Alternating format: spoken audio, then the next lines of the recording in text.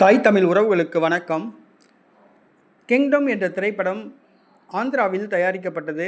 ஆந்திர தெலுங்கு நடிகர்கள் நடித்த திரைப்படம். இந்த திரைப்படம் தமிழகத்தில் திரையிடப்பட்டது. இலங்கை தமிழர்களையும் தமிழீழ போராட்டத்தையும் விடுதலை புலிகளையும் கொச்சைப்படுத்தி இந்த திரைப்படம் தயாரிக்கப்பட்டுள்ளது. இந்த திரைப்படம் ஓடிய திரையரங்குகளை நாம் தமிழர் கட்சியினர் முற்றுகையிட்டனர். இந்த திரைப்படம் ஓடாதவாறு பிரச்சனை செய்தனர். இந்த சூழ்நிலையில் மேலும் ஒரு சில தியேட்டர்களில் இந்த திரைப்படம் ஓடுவதாக செய்திகள் வந்தன.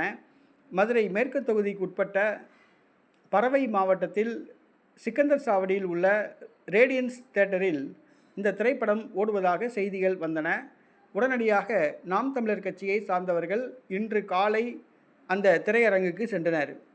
நாம் தமிழர் கட்சி மாநில ஒருங்கிணைப்பாளர் காசிமாயன் மற்றும் வழக்கறிஞர் பாசறை மாநில ஒருங்கிணைப்பாளர் வழக்கறிஞர் விக்னேஷ் மற்றும் சோலை அழகுபுரம் மாவட்ட செயலாளர் அஜித் மற்றும் பைகிரா மாவட்ட தலைவர் தினேஷ் மற்றும் குருதிக்குடை பாசறை மாநில ஒருங்கிணைப்பாளர் அருட்தந்தை மோரிஸ் மற்றும் மதுரை விளாங்குடி மாவட்ட செயலாளர் ஃபாத்திமா ஜான்சன் ஆகியோர் நேரடியாக அங்கு சென்றனர். திரையரங்கு உரிமையாளரை சந்திக்க முற்பட்டனர், முடியவில்லை.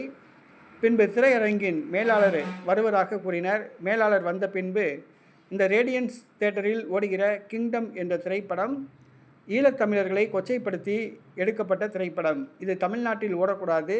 ஆகவே தங்களது திரையரங்கில் இந்த படம் திரையிடப்படுகிறது, இதை ஓடக்கூடாது என்று அவரிடம் வலியுறுத்தப்பட்டது. அவரும் உரிமையாளர்களிடம் பேசி சரி செய்வதாக கூறினார். இந்த கிங்டம் என்ற திரைப்படம் திரையிடக்கூடாது என்று அந்த திரையரங்கின் உரிமையாளருக்கு மனு வழங்கப்பட்டது. வழக்கறிஞர் விக்னேஷ் அவர்கள் தலைமையில் இந்த மனு வழங்கப்பட்டது.